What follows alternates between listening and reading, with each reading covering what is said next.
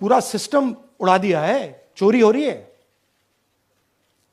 अभी तो शुरुआत की है हमने। दोस्तों नमस्कार, मैं हूं मनीराम वर्मा। आप देख रहे हैं मनीराम वर्मा ऑफिशियल।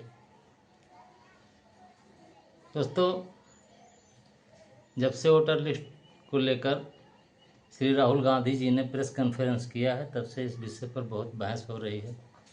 इसी पर मैं भी आज चर्चा कर रहा हूं। दोस्तों, जब से इलेक्शन शुरू हुआ है 1952 से, तब से ही विपक्ष के लोग कुछ न कुछ आरोप लगाते थे। जो हार जाता था वो आरोप लगा देता था, लेकिन कुछ हकीकत भी थी। बूथ कैप्चरिंग होती थी पहले। लोग इतने जागरूक नहीं थे। वो जब मतदान केंद्र पर जाते थे तो वहाँ पर उनसे कह दिया जाता, जाइए आपका वोट पड़ गया, और वो बेचारे वापस चले जाते थे। और वो कहते थे कोई बात नहीं, पड़ गया तो पड़ गया। उनको पता ही नहीं था कि वोट का महत्व क्या है। तो इस तरह से चलता रहा।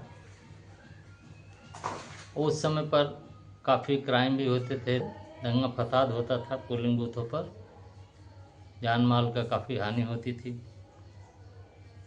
कुछ दिन के बाद जब श्री टी.एन. शेषन जी चुनाव आयोग के अध्यक्ष बने, तो उन्होंने चुनाव प्रक्रिया में काफ़ी सुधार किया।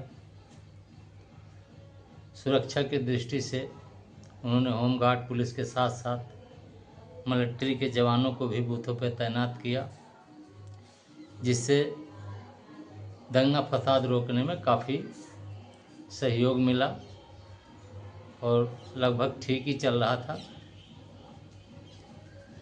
लेकिन चुनाव की गिनती में देरी होती थी और गिनवाने में भी गड़बड़ होती थी।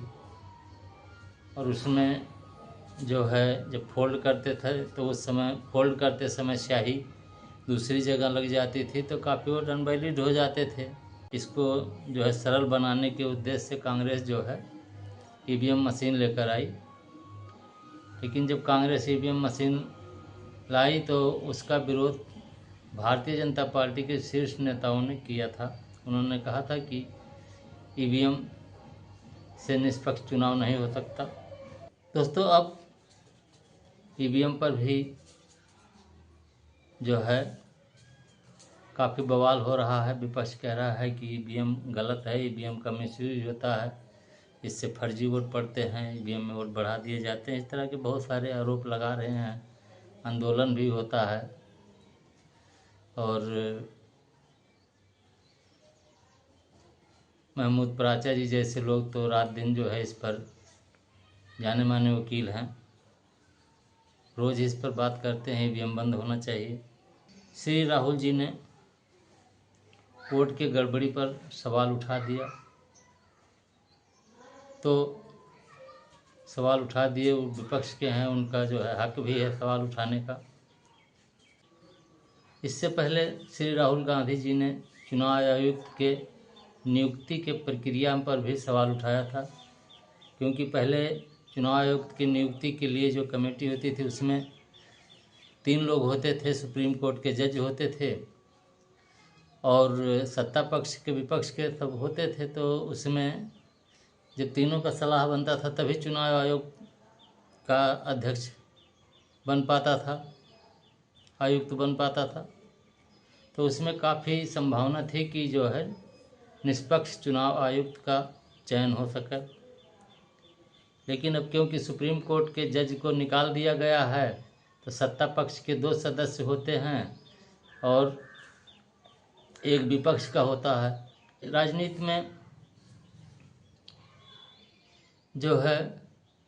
दागी लोगों का वर्चस्व बढ़ता जा रहा है। इसमें पूर्व प्रधानमंत्री स्वर्गीय श्री अटल बिहारी वाजपेयी जी ने अपने अंदाज में कहा था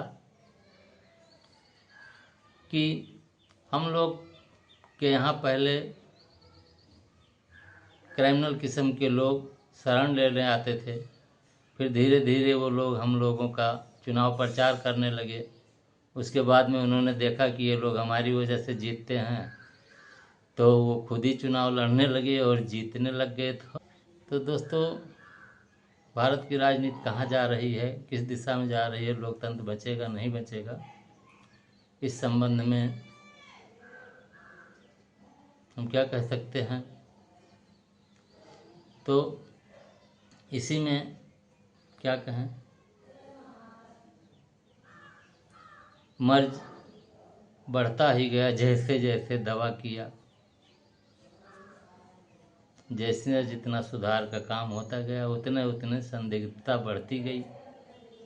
जब चुनाव आयोग पर ही विश्वास खत्म हो रहा है सबका, तो फिर इससे ज़्यादा क्या किया जाए। ये हमारे आज के कुछ जो है विचार थे। आपको कैसा लगा कमेंट करें, लाइक करें, सब्सक्राइब करें। आपने सुना इसके लिए बहुत बहुत धन्यवाद।